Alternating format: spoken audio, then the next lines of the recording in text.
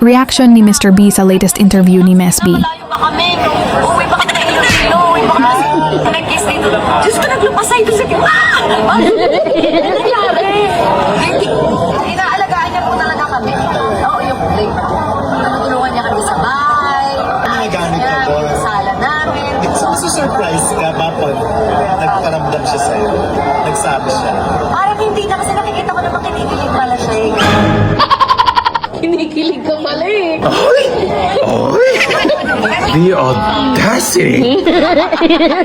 Hindi namin alam kung ano pa kami. Umiiyak sila, thankful sila. May mga testimony, gumagaling.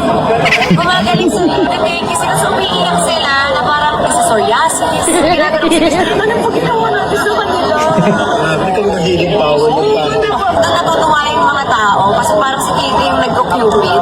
May mga ganun siya, kiss mama's hand. Siya yung sabi nag-uutos. You love me? I-kiss mo talaga si mama. Pag hindi, magkakaroon niya. Sa sumusunod din siya. Sumusunod kami na, nakakam kami. Sabihin na.